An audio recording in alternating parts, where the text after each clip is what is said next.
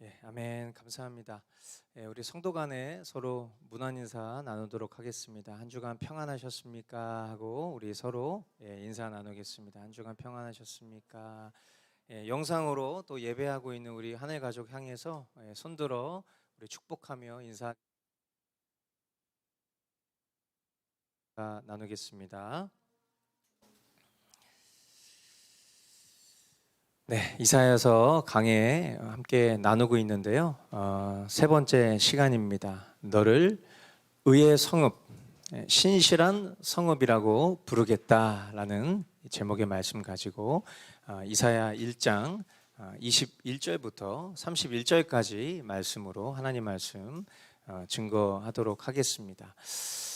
우리가 지난 시간에 살펴본 바와 같이 이스라엘의 죄악된 현실은 하나님을 거역하고 배반하는 것을 지나쳐서 종교적 형식주의로 돌이키지 않은 채 자신의 소견대로 하나님 앞에 밀어붙이는 반역의 상태라는 것, 우리가 그것을 나누었습니다. 그리고 우리가 어떻게 회개해야 될지를 하나님께서 우리에게 가르쳐 주시는 그 내용을 통해서 우리가 어떻게 하나님 앞에 지금 살아가고 있는지 우리의 현실의 문제를 점검하고, 그리고 우리가 어디서부터 어떤 방향으로 돌이켜야 되는지에 대해서 살펴보았습니다. 오늘 성경은 이스라엘의 이 죄악된 현실 상태에 대해서 더욱 구체적으로 지적을 하고 있습니다. 21절부터 23절까지 말씀 함께 보도록 하겠습니다. 그 신실하던 성읍이 어찌하여 창녀가 되었습니까? 그 안에 정의가 충만하고 공의가 가득하더니 이제는 살인자들이 판을 칩니다. 네가 만든 은은 불순물의 찌꺼기뿐이고 네가 만든 가장 좋은 포도주에는 물이 섞여 있구나. 너의 지도자들은 주님께 반역하는 자들이요 도둑의 짝이다. 모두들 뇌물이나 좋아하고 보수나 계산하면서 쫓아다니고 고아의 송사를 변호하여 주지 않고 과부의 하소연쯤은 귓전으로 흘리는구나. 여러분, 경건, 우리가 경건이라는 단어를 자주 사용합니다. 경건 생활, 뭐 이런 식으로 우리가 경건을 많이 사용하는데, 경건은 하나님의 뜻을 일관되게 행동하는 것으로부터 비롯되는 거예요. 그러니까 우리가 나는 참 경건한 신자가 되기를 원해, 나는 경건 생활에 충실하고 싶어, 우리가 이렇게 표현할 때 그 경건이라는 것은 그냥 어떤 개념적인 것으로 끝나는 것이 아니라, 경건은 하나님의 뜻을 일관되게 행함에서 비롯된다라는 거예요. 이스라엘은 본래 신실하던 성읍이라고 불리었어요. 지금 성경은 신실하던 성읍이었다고 그렇게 불리었었다, 과거 형태로 이야기를 하고 있죠. 그런데 지금은 그런 이스라엘을 가리켜서 육신적이고 또 영적인 음행이 가득하고 살인자들이 판을 치는 곳이 되어버렸다라고 하나님 말씀하고 계십니다. 그러니까 한마디로 과거에는 경건했었는데 이제 그들은 이제 변질된 것이죠. 그리고 우리가 이 모습을 통해서 확인할 수 있는 게 뭐냐면, 경건의 변질은 반드시 그 삶으로 드러나게 되어 있는데, 어떤 형태로 드러나는고 하니 도덕적 부패로 이어진다라는 거예요. 우리가 살아가는 머스트 라이프에 세 가지 정신이 있어요. 뭔지 아십니까? 머스트 라이프, 우리가 어떻게 세 가지 정신을 가지고 임해야 되고 살아야 된다라고 이야기했었죠. 밴드에도 공지사항에 늘 올려 있잖아요. 머스트 라이프의 세 가지 정신, 첫 번째가 뭡니까? 일관됨이죠. 처음 들어보시죠? 예. 다시 처음으로 우리가 돌아가야 되는 거예요. 지금 이걸 처음 듣고 있다는 건 이미 제가 아마 수백 번은 얘기했을 텐데, 이걸 손꼽아서 바로 이야기할 수 없다는 건 우리가 이미 이러한 삶을 경홀히 여기고 있다는 거예요. 머스트 라이프의 첫 번째 정신은 일관됨입니다. 두 번째는 뭘까요? 일관되게, 진실하게, 진실함이죠. 세 번째는 전심으로, 전심이에요. 일관됨, 진실함, 전심. 이게 우리 공동체가 살아가는 삶의 세 가지 정신이에요. 하나님 말씀을 대하는 우리의 기본적 태도는 일관됨이 있어야 돼요. 이것이 중요한 이유가 뭘까요? 왜 우리가 하나님 말씀을 일관되게 받고 일관되게 대해야 할까요? 왜냐하면 우리의 삶의 대부분 일관적인 것들 있죠. 우리가 일관되지 않은 사람들이 아니에요. 우린 되게 일관적인 사람이에요. 근데 그 일관됨이 하나님을 향해 일관되지 않고 우리의 일관됨은 거의 다 죄성과 관련이 있어요. 존재적 죄인으로서 죄를 사랑하는, 한번 따라해 주시겠어요? 죄 친화적 태도. 여러분 이런 표현 처음 들어보셨죠? 근데 이거는 너무 사실적인 묘사라고 생각해요. 우리는 죄에 대해서 굉장히 친화적이에요. 그죠? 죄에 대해서는 친화적인데 하나님 말씀에 대해서는 굉장히 서먹서먹하고 더 나아가서는 적대적일 때도 있죠. 왜 그래요? 우리가 죄인이기 때문에 존재적으로. 그러다 보니까 이 죄 친화적인 태도가 일관된, 여기서 일관됨이라고 표현했지만 우리가 안 좋은 걸 표현할 때는 반복적 이렇게 표현하죠. 우리가 일관된 죄습관 이렇게 표현합니까? 그렇지 않죠. 반복적인 죄습관, 일관됨이에요. 그러니까 우리의 어떤 이 죄 친화적인 태도는 하나님을 향해서 일관적이어야 되는데, 하나님의 말씀을 향해 일관적이어야 되는데, 하나님의 말씀은 뜨문뜨문, 대충대충, 들락날락, 이게 우리의 표현이라면 죄에 대하여서는 아주 일관된 습관들을 가져오기 때문이에요. 그렇기 때문에 우리가 하나님 말씀 앞에서 머무는 태도를 일관되이 가져가지 않으면 우리는 너무도 쉽게 죄 친화적으로 회귀할 수밖에 없는 존재라는 것을 인정해야 돼요. 우리가 경험하듯 머스트 라이프의 일관됨을 통과하지 못하고 있는 것이 우리의 증거 아니겠어요? 그죠? 이제껏 신앙생활을 해오면서 내가 머스트 라이프를 처음 접하고 그 머스트 라이프를 살기로 결심한 그 순간부터 지금까지 단 하루도 말씀을 빼놓지 않고 살아가신 분 계세요? 있어요. 있어요. 그렇게 살아가시는 분들이 있다고. 저는 그런 분들이 증인이라고 생각해요.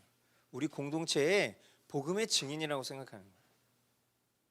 하나님의 말씀을 대했을 때 내가 적어도 은혜에 입은 죄인이다라는 것을 깨달은 자라면 내가 하나님 말씀을 어떻게 대하고 살아야 되는지에 대해서 명확한 거예요.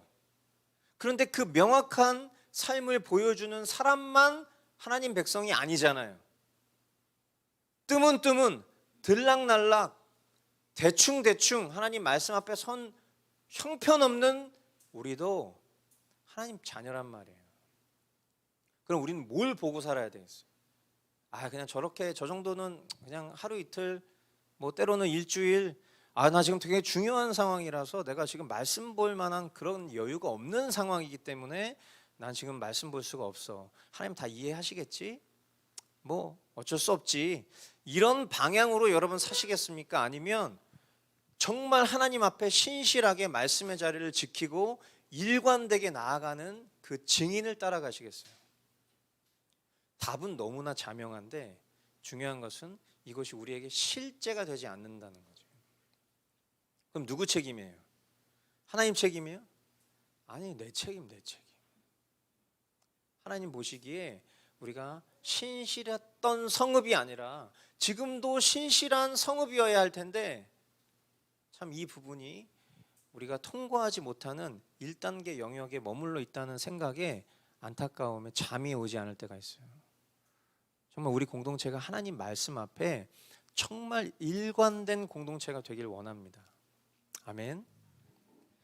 그런데 여러분 숨이 턱턱 막히실 수도 있어요. 뭐냐면 우리가 이런 일관됨을 이루잖아요. 사람 중에 기질적으로 어떤 굉장히 율법적인 태도를 갖고 있는 사람, 혹은 내가 반드시 습관적으로 결심한 것은 무조건 기필코 이뤄야 직성이 풀리는 사람들도 있어요. 그러니까 이 일관됨도 하나님 앞에 정말 내가 온전한 마음으로 일관됨을 지키는 게 아니라 자기 만족으로, 내가 이거 오늘 하지 않으면 내 마음이 불편하니까 내가 이것부터 빨리 해치우고 딴 일을 내가 하고 싶은 거 해야지, 이런 일관된 태도로 나아가는 사람들도 있겠죠. 그러니까 일관됨을 이루어도요, 이것이 진실하지 않고 형식적이며 거짓된 일관됨이라면 이 역시도 너무 안타까운 헛수고가 될 수 있다라는 거예요. 이 역시도 아마 우리가 체험하고 있지 않을까 싶습니다. 여러분, 하나님은 우리에게 어느 정도의 에너지를 쓰실까요? 만약에 하나님이 우리에게 쏟으시는 에너지를 퍼센테이지로 만약에 우리가 생각해 본다면 하나님 우리에게 몇 퍼센트 정도 쓰실까요? 한 99%? 하나님 우리에게 쓰신다고 생각하세요? 99%면 꽤 많은 거잖아요. 근데 하나님은 우리에게 99%이셨던 적이 없어요. 99.9%였던 적도 없어요. 하나님의 전심, 하나님은 100%이세요. 우리 한 사람 한 사람을 향해 하나님이 쏟으시는 그 마음이 100%이십니다. 전심이세요. 아멘이세요? 하나님이 우리에게 100%의 마음이시라면 피조물인 우리는 하나님 앞에 어떤 퍼센테이지로 나아가야 될까요? 답은 이미 머릿속에 있죠. 하나님이 우리에게 전심인데, 하나님이 창조주이신 하나님이 100%이신데 피조물 된 내가 하나님 앞에 만약에 더 담을 수 있는 퍼센테이지의 그릇이 있다면 그 모든 것들을 다 가득 채운 100%를 초과할, 흘러 넘칠 만한 그 마음으로 하나님 앞에 반응해야지 라는 게 우리에게 너무나도 당연한 정답일 거예요. 그죠? 그러니까 머스트 라이프는 일관됨을 뛰어넘어 진실함을 뛰어넘어 전심이어야 돼요. 전심은 결국 일관됨과 진실함을 모두 포함하고 있는 개념인 것입니다. 이런 전심의 태도로 사는 사람이 어떨까요? 하나님 앞에 내가 살아가는 삶의 전심인 게 아니라 하나님을 향해서 전심인 태도로 사는 사람은 어떨까요? 이거는 필연적인 거예요. 하나님 앞에 전심으로 살아가는 사람은요, 결코 변질될 수 없습니다. 도덕적으로도 해이해질 수 없을 거예요. 제가 제 삶을 돌아봤을 때 제 삶이 해이해지고 변질되고 도덕적으로 형편없었던 순간들을 보면 그때도 저는 일관됐었어요. 하나님 말씀을 일관되게 늘 보고 있었다고. 그리고 하나님을 사랑한다고 고백하는 그 마음 또한 어느 정도는 매우 진실했었다라고 저 스스로 생각해요. 그런데 하나님 앞에 100%의 전심을 드리지 못하니까 결국 내 삶이 너무도 쉽게 죄 친화적인 태도로 돌변해서 언제든지 상황과 환경이 맞으면 그 죄의 나의 존재를 쉽게 넘겨주는 그런 변질되고 도덕적으로 해이한 존재라는 것을 깨닫게 된 거예요. 한때는 인정할 수가 없었죠. 이건 실수야. 이렇게 누구나 살아가지만 드러나지 않았던 것뿐이야. 그런데 인정하고 나니까 그때부터는 하나님의 도우심을 구할 수밖에 없는 처지가 된 거예요. 왜? 목사라고? 신앙생활을 오래 했다고? 그런 거는 하나님 앞에서 나의 신앙을 개런티해 줄 수 있는 게 아니라는 것을 깨달았기 때문이에요. 그저 오늘을 살아가는 나에게 있어서 내가 하나님 앞에 전심일 수밖에 없는 그 유일한 원동력은 정말 주님의 은혜 아니고서는 불가능하구나. 이것을 인정했을 때 주님, 저를 제발 보호해 주세요. 주님, 제발 저를 구해 주세요. 주님, 제발 제가 주님을 향한 시선을 놓치지 않을 수 있도록 인도해 주세요. 이렇게 주님 앞에 구할 수밖에 없어요. 언제까지? 매 순간, 모든 시간까지 24시간 주님을 바라보지 않으면 내 시선이 언제든지 그 짧은 틈을 타서 안목의 정욕, 육체의 정욕, 이생의 자랑으로 쉽게 흘러가는 그 죄 친화적인 태도 때문에 한순간도 주님 앞에 전심이지 않으면 결코 하나님 앞에 거룩한 성읍으로 살아갈 수 없는 존재라는 것을 깨달은 거예요. 과거에 신실했을지라도, 과거에. 근데 여러분, 이 과거의 신실함을 우리가 굉장히 잘못 오해할 때도 많죠. 어떤 걸로 오해하죠? 내가 뭔가 굉장히 봉사 많이 했고, 내가 굉장히 많은 물질을 하나님 앞에 드렸고, 내가 과거에 하나님 앞에 굉장히 많은 시간을 할애해서 내가 주님의 일을 했어. 여러분, 그게 과거에 신실했던 기준이 될 수 있을까? 글쎄요, 저는 신앙생활 하면서 물음표를 많이 찍게 돼요. 기질적으로 사람들 앞에 나서는 거 좋아하는 사람들이 있어요. 그래서 어떤 친목 모임을 하면 늘 회장, 부회장 아니면 직성이 안 풀리는 사람들이 있죠. 그런 사람들이 교회 오면 어떻게 할까요? 당연히 앞에 나서서 내가 하고 싶은 것 막 하고 싶지 않겠어요? 주님을 위해서라고 말을 했지만 실제 그 마음 한켠에는 자기를 굉장히 드러내고 자기 만족적인 그런 태도들이 주님을 위해서 섬기고 있다라고 포장하고 있지는 않았을까. 그리고 잘못된 신앙 교육으로 인해서 뭔가 굉장히 고되고 노력해야지 그게 하나님이 기뻐하시는 일이야, 그런 식으로 우리를 아주 종교적으로 만든 그런 잘못된 교육으로 우리가 과거의 신실함을 그렇게 평가하고 있진 않은가요? 지금 우리가 얘기하고 있는 바대로라면 하나님 앞에 신실했다라는 건 정말 주님을 향한 100% 전심의 마음이었는가예요. 내가 그냥 하나님 앞에 좀 열심히 살았습니다. 내가 최선을 다했습니다. 내가 하나님 보시기에 어느 정도는 그래도 노력했습니다. 여러분, 이거는 신실함과는 다소 거리가 좀 있는 거예요. 왜? 하나님은 우리에게 노력할게, 최선을 다할게, 열심히 할게, 하나님 우리에게 그렇게 얘기하신 적이 없어요. 하나님은 우리에게 전부이셨어요. 늘 항상.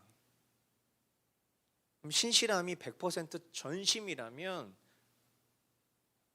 우리가 과거에 정말 신실했던 적이 있었는가? 이것도 굉장히 돌아보면 부끄러운 지난 날일 수 있죠. 하나님을 대하는 태도와 삶이 일관되지 않고 진실하지 않으면 결국 변질해서요, 영적으로나 도덕적으로 매우 음란한 상태가 됩니다. 전심이지 않으면 우리는 너무 음란한 존재가 돼요. 그래서 오늘 성경이 한때 과거에 신실했던 성읍인 이스라엘을 뭐라고 표현하고 있는고 하니 창녀라고 표현하고 있어요. 창녀. 여러분, 이 창녀라는 단어는 굳이 많은 설명을 덧붙이지 않아도 우리에게 있어서 얼마나 끔찍하고 수치스러운 단어인지 여러분 인식하실 거예요.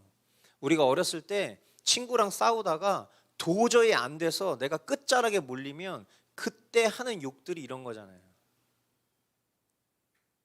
그런데 우리가 정말 하나님 앞에 창녀로 불려도 괜찮겠습니까? 이스라엘이 창녀로 불리움을 받고 있어요, 지금.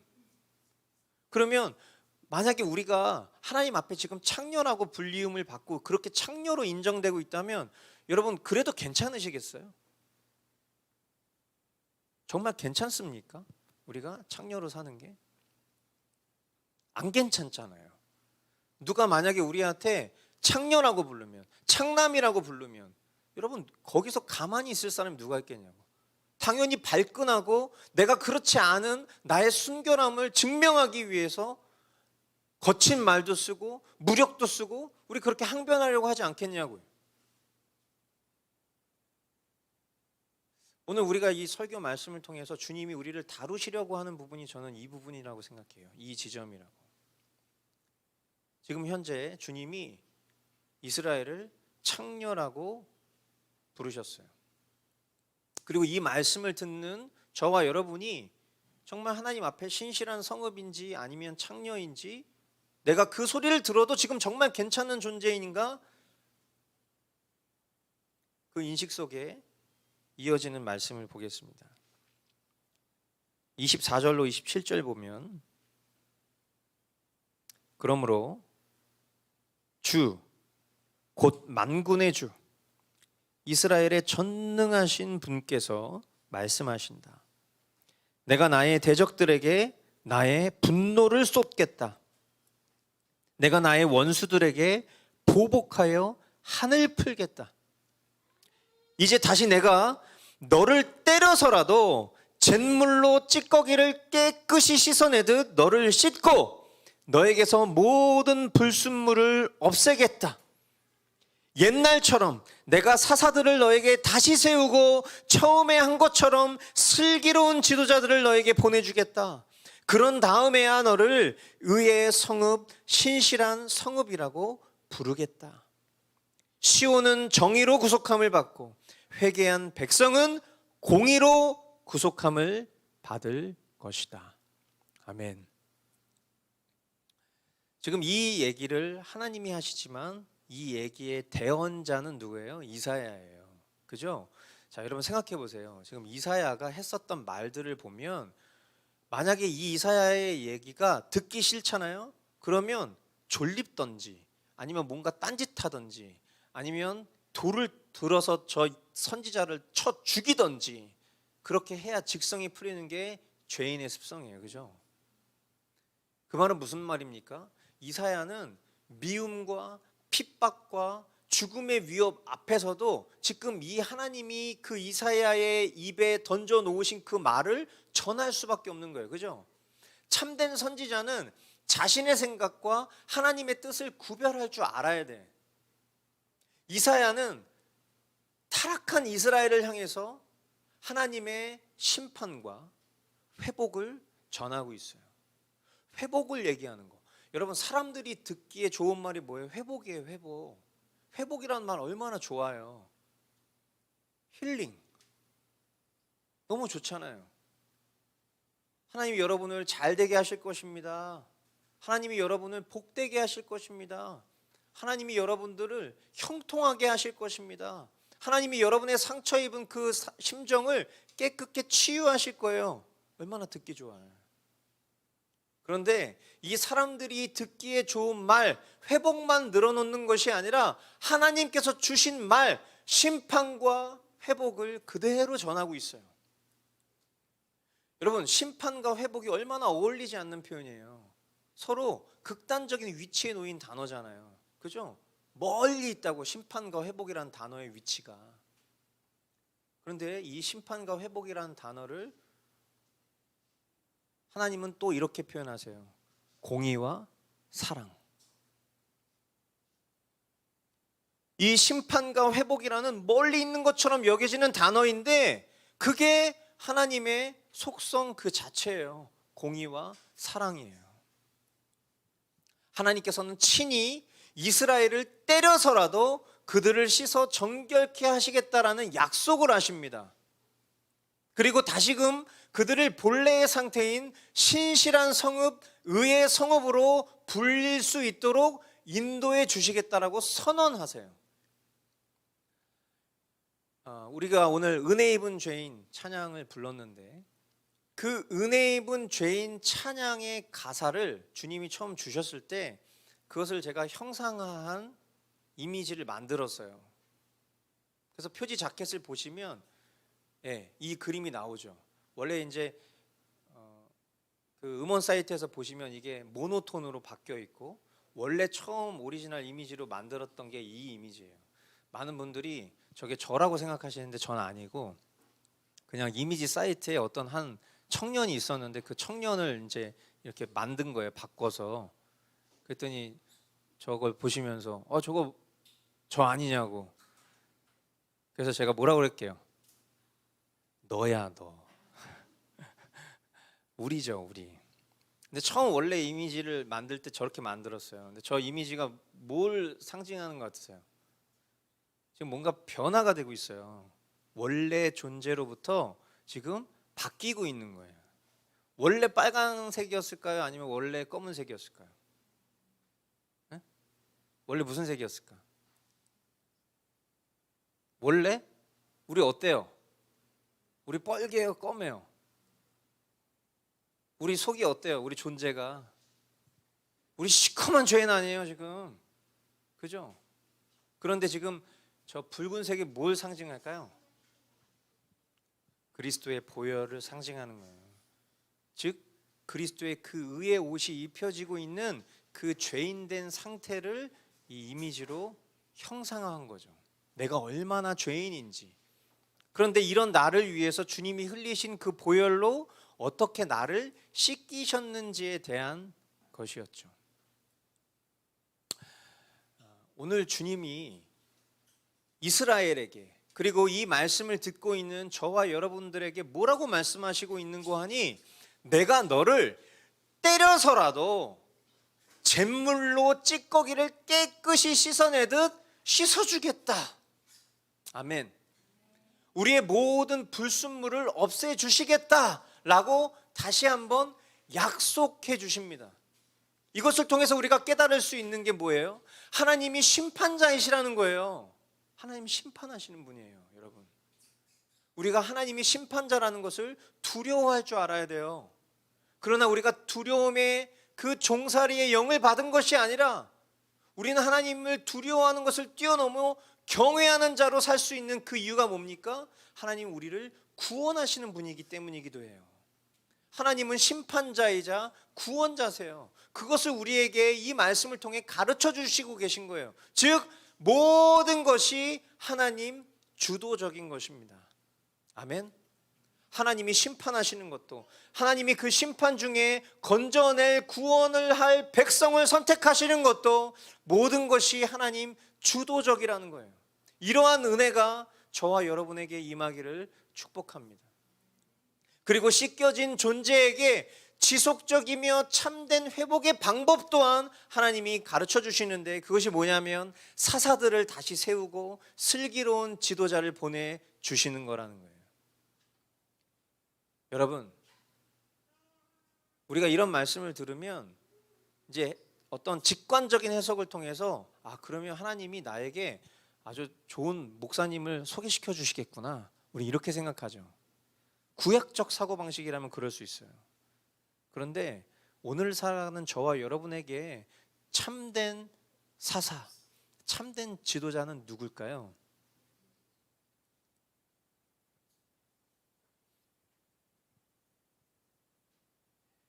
우리 안에 계신 성령님이시죠. 아멘이십니까? 그 성령님이 우리의 마음을 개간하시고 우리의 마음을 주님의 말씀, 성경 가운데로 이끌어 주셔서 그 말씀을 통해서 우리를 회복시켜 주시겠다라고 주님이 가르쳐 주시는 거예요. 아멘. 과거에는 하나님의 말씀을 대언해야 할 수밖에 없는 시대였기 때문에 과거에는 선지자나 사사들을 세우셔서 그들로 하여금 하나님의 말씀을 전하게 하셨지만, 오늘날은 물론 저와 같은 목사가 성경을 가르치고 교훈을 여러분들에게 전달하는 통로로 쓰임받고 있긴 하지만, 제가 없어도 여러분들은 하나님의 말씀 앞으로 인도됨을 받을 수 있는 그런 보혜사 성령이 여러분 마음 가운데 모두 다 계시잖아요. 아멘이시죠?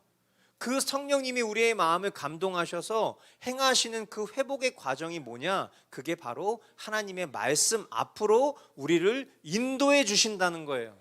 아멘. 여러분, 그렇게 우리를 회개하게 하시는 것이 그냥 이루어지는 일이 아니라 이건 정말 주님의 말로 형언할 수 없는 은혜라는 걸 우리가 알아야 돼. 우리가 지금 하나님 말씀 앞에 머물러 있는 것 자체가 나의 열심이라고 우리가 치부할 수도 있고요, 실제로 그럴 수도 있어요. 그런데 상관없어요. 그 모든 것을 뛰어넘어 주님이 우리를 인도해 주시지 않으면 우리는 하나님 말씀 앞에 나오고 싶지도 않은 그런 존재적 죄인이잖아요. 그런데 그런 우리를 기필코 하나님 말씀 앞으로 끌어다 놓으셨다가 우리의 이 죄 친화적 태도 때문에 하루 작심삼일 수준으로 또 튕겨서 나가서 또 나의 소견대로, 세상의 관점대로, 나의 즐거움대로 살아가지만 그런 나를 또 끌고 오셔서 하나님 말씀 앞으로 다시금 놔주시는 이 은혜가 얼마나 감사합니까? 그게 하나님의 자녀라는 증거가 아니면 뭐겠냐고요. 그러니까 이런 것들을 하나하나 생각할 때마다 모든 것이 다 하나님의 은혜구나. 우리가 그렇게 인정할 수밖에 없고 감사할 수밖에 없는 거예요. 이 감사를 깨어 인식하는 사람이 하나님 앞에 예배할 수 있는 예배자가 되는 거예요. 그래서 우리 신약교회는 처음 예배 순서가 이런 순서가 아니었어요. 처음에 먼저 말씀 강론을 하고 그리고 그 말씀이 하늘로부터 우리에게 임했다. 그래서 오늘 하나님의 말씀이 이렇다 선포하고 그리고 그 말씀을 함께 강론한 후에 그리고 나서 그 말씀에 반응한 찬양과 경배를 하나님 앞에 올려드렸던 것이 처음 신약 교회의 예배 형태였어요. 물론 우리가 오늘 이 예배 후에 헌신의 찬양으로 하나님 앞에 찬양과 경배를 올려드리겠지만 저는 앞서 우리가 불렀던 세 곡의 찬양을 너무 아깝게 생각해요. 왜냐하면 정말 우리가 하나님 앞에 어떤 은혜를 받았는지를 먼저 더 깨달았다면 내가 하나님 앞에 그 정도 수준의 찬양과 경배를 올려드릴 수 있었을까? 이런 생각이 들기 때문이에요. 너무도 오랜 시간 우리가 타성에 젖어서 그냥 어떤 종교적 형식주의로 하나님 앞에 찬양하고 있지는 않은가. 옆에서 막 지은 자매가 혼자 막 이러면서 막 박수치면서 찬양하고 있는데 아무도 얼굴을 봤을 때 마스크를 다 쓰고 계셔서 그런지 모르겠지만 아무도 어떤 감격이 느껴지지가 않는 거 있죠. 우리가 한번 생각해 봐야 돼. 내가 하나님 앞에 지금 어떤 예배자로 살고 있는가. 물론 저도 이제 그런 고민을 해요. 예배를 이끌어가는 진행자 중에 한 사람으로서 회중들을 더 적극적으로 예배에 참여할 수 있도록 돕는 일이 제가 하는 일이니까 그 부분에서도 당연히 저도 고민을 해야 되겠죠. 그러나 먼저는 우리의 심령이 정말 하나님이 나에게 행하신 일들을 정말 내가 알고 있다면 그 일에 내가 어떤 마땅한 반응으로 주님 앞에 나아가야 되는지에 대해서는 답이 정해져 있는 거거든요. 하나님이 우리 공동체를 신실한 성읍, 의의 성읍으로 회복시키시길 원하시는 그 주님의 약속이 오늘 이 말씀 가운데 담겨져 있다고 생각하니까 전 참 감사하고 감격스럽습니다. 할렐루야. 아멘. 주님이 정말 우리와 함께하고 계신 걸 여러분 믿으셔야 돼요. 아멘이시죠? 예, 주님이 정말 우리와 함께하고 계세요. 임마누엘의 하나님이십니다. 아멘. 우리 마지막 28절로 31절까지 말씀은 우리 한 목소리로 읽어보도록 하겠습니다. 시작. 그러나 거역하는 자들과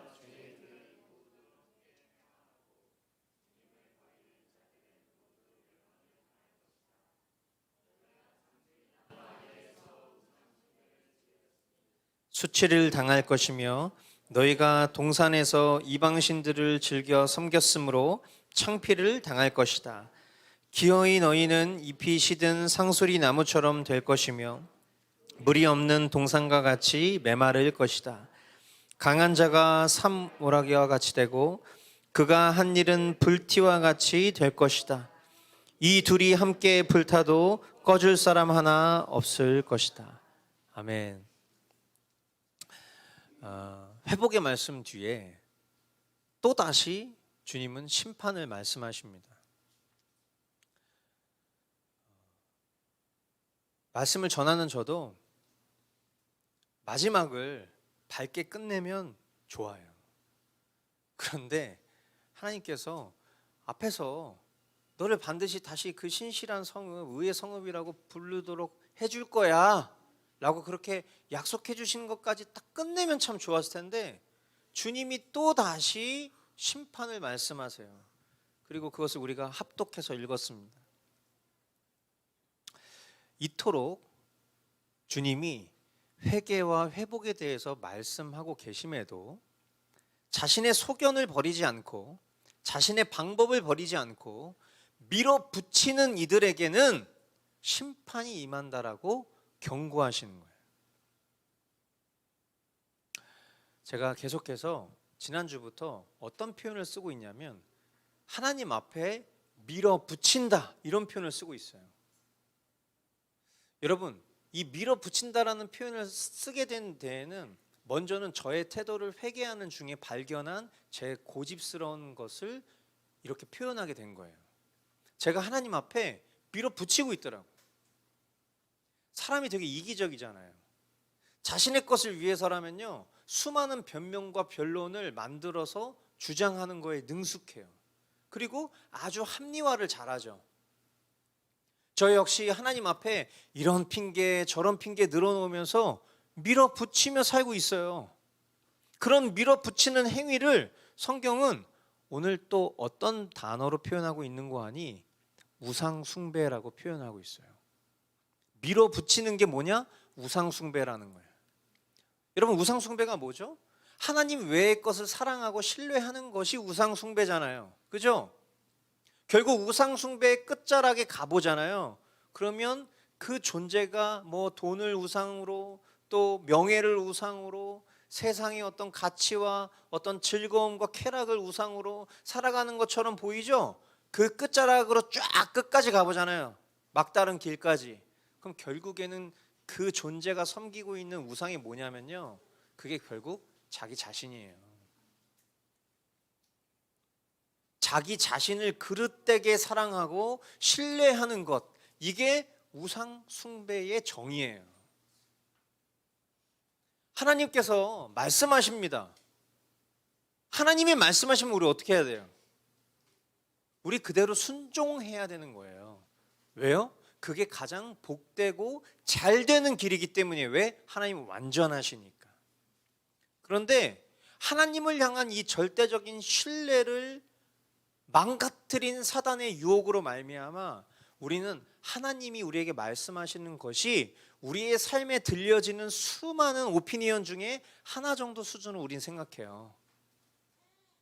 그러다 보니까 우리 자신 스스로가 한번 판단해 보는 거예요. 하나님의 말씀을 봐도 내가 이거 순종하기에 적합한지 아닌지 고민해 보는 거예요.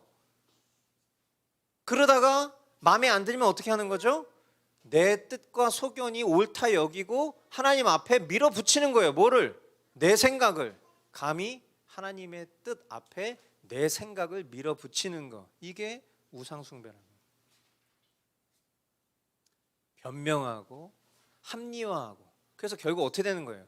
하나님이 말씀하신 바대로 살지 못하니까 회개하지 않는 거예요. 하나님께로 돌이키지 않는 거라고. 그 수많은 자기 뜻 안에 물론 상황도 있겠죠. 제가 이런 상황이라서 지금 그렇습니다. 제가 물질적으로 지금 힘들어서 지금 저는 일단 돈을 좀 벌어야 될 때예요. 아니 그건 전 여태까지 그렇게 산 적이 없어요. 그거는 제가 여태까지 살아왔었던 제 삶의 가치관에 굉장히 허점을 남기는 일입니다. 명예 같은 거, 욕심, 이거 하나만 좀 하고 하나님 길 따르면 안 될까요? 악습관, 이런 것들이 우리 안에 하나님 앞에 밀어붙이고 있는 그런 부수적인 태도들이죠. 이런 이들은요, 자기 생각이 얼마나 미련했는지 수치를 당하게 될 것이라고 이 심판의 말씀이 선포하고 계세요. 수치를 당하게 될 거라는 거예요. 그것도 하나님을 예배하는 그 거룩한 자리에서 수치를 당하는 게 아니에요. 내가 옳다 여겼던, 내가 절대 포기하지 않았던 그 자리에서 수치를 당하게 될 것이다. 그 자리가 어디죠? 오늘 이 성경이 뭐라고 얘기하고 있어요? 상수리 나무 아래. 상수리 나무가 뭐예요? 이때 당시에 이 상수리 나무 아래에서 사람들이 우상을 섬겼다고. 우리 옛날 시골에 가보면 선앙당이나 아니면 나무 밑에 돌 쌓아놓고 거기서 굿하고 그랬잖아요. 그 역사적 전통이 이때도 똑같았던 거예요. 하나님 외에 다른 우상을 숭배했던 그 상수리 나무 아래에서 너네들이 주장하고 우러러보던 그 모든 것이 아무런 쓸모가 없다라는 것을 내가 밝혀내고 말 거야. 너네는 그것 때문에 수치를 당하게 될 거야. 주님 심판의 메시지를 하시는 거예요. 너무나 두려운 말씀입니다. 여러분, 제가 목회자로서 아무런 열매가 없고 또 신앙인으로서 성숙이 없이 퇴보하는 것 같은 삶의 커다란 수치를 느꼈어요.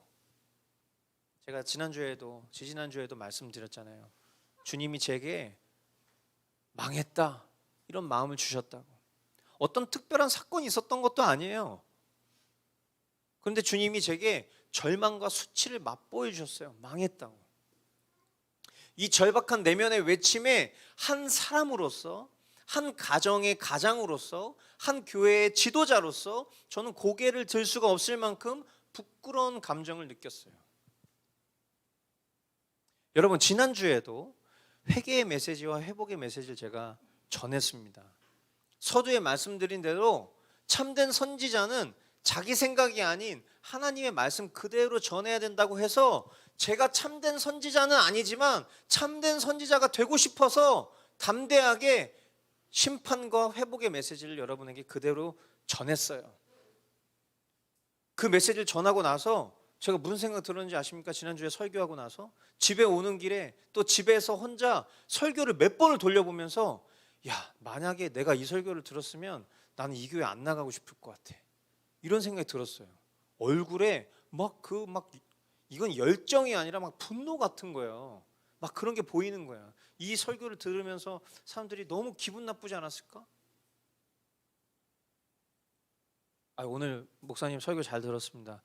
저는 오늘까지 머스트 교회 다니겠습니다. 이런 얘기가 막 들릴 것 같은. 제가 앞에서 여러분들한테 담대하게 설교를 하지만 사실은 굉장히 두려운 마음이 있어요. 그런데 여러분 늘 기억해 주셔야 돼요. 제가 여러분에게 전하고 있는 설교는 제가 여러분에게 하는 말이 아니에요. 저도 듣고 있는 말씀이에요. 어쩌면 저에게 하시는 말씀 같아서 저는 더 처절한 감정일지 모르겠어요. 저는 진짜 여러분보다 1도 나은 사람이라고 생각한 적이 없어요. 그래서 설교를 건네고 있는 이 자리가 굉장히 불편하고 부담스러워요. 여러분, 오늘 우리가 지금 보고 있는 이 성경을 한번 들여다보세요. 지금 오늘 제가 여러분에게 전한 말씀과 해석 중에 지금 이 성경이 얘기하고 있는 바와 다른 얘기가 있습니까? 우리에게 고스란히 지금 우리가 어떤 실태로 살고 있는지, 그런 꼬라지대로라면 그냥 죽어 마땅한데 하나님은 심판보다 먼저 뭘 얘기하시냐면 회복의 약속을 얘기하세요. 너네 지금 이렇게 살고 있네? 너네 죽어야 되겠어. 너네 심판받아야 되겠어. 이게 아니라 너네 이렇게 살고 있네? 내가 반드시 너네들을 내가 바라고 원하는 수준으로 바꾸어 줄게. 그런데 너네들이 그럼에도 불구하고 나의 이 청을 거절하면 너네들에게 심판이 있게 될 거야. 주님이 그렇게 우리에게 말씀하고 계세요. 만약 이것이 문자가 아닌 살아계신 하나님의 실존적 메시지가 분명하다고 여러분 믿으신다면 이것은 지금 저와 여러분의 상태라는 것을 인정하셔야 돼요. 아멘이십니까? 정말 지금 이 말씀의 대상이 이스라엘이 아니라 오늘을 살고 있는 나에게 말씀하고 계신 하나님의 살아있는 음성이라고 여러분들이 받아들이셔야 돼요. 여전히 내가 회개하지 않고 있기 때문에 하나님께서 나에게 이 말씀을 지금 주고 계시는구나 인정해야 된다. 여러분 지금 제 설교를 들으시면서 여러분 마음에 망했다라는 심정이 드십니까? 막 수치스러우십니까? 여기 여러분을 너무도 잘 알고 있는 옆에 남편, 아내, 자녀, 부모가 있잖아요. 내가 회개하고 사는지 말씀 경외함으로 순종하며 행하고 사는지 증인이 바로 가까이 있다고요. 우리 지독한 자아 숭배로 자기 고집과 스타일을 여전히 포기하지 않은 채 하나님이 경고를 반복적으로 주고 계심에도 불구하고 그걸 흘려버리고 사는 우리에게 주님은 오늘도 회복과 심판을 동시에 말씀하고 계세요. 아무리 내가 과거에 신실한 성읍이었을지라도 지금 신실한 성읍으로 살지 않고 창녀로 살고 있다면 오늘 주님이 우리에게 말씀하시는 이 심판의 메시지에 귀를 기울이셔야만 합니다. 어제의 믿음으로 오늘을 살 수 없는 거예요. 그것이 살 길이요, 그것이 오늘 살아계신 하나님을 경외하는 우리의 전심입니다. 할렐루야. 여러분 마음 가운데 망했다라는 마음이 드시기를 축원드립니다. 여러분 수치를 겪으시기를 축복합니다.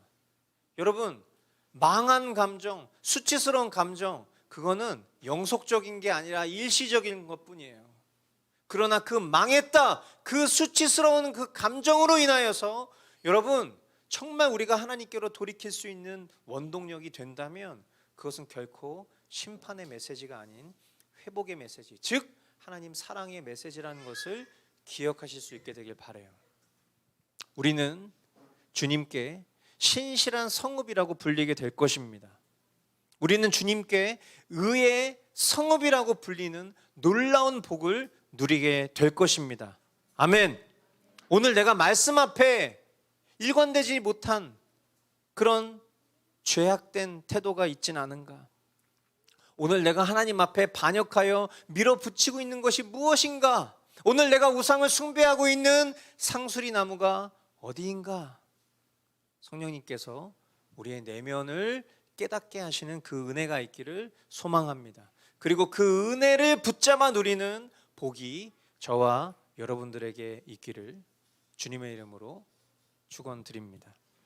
우리 이 시간 같이 한번 주님 앞에 기도하며 나아가기를 원합니다.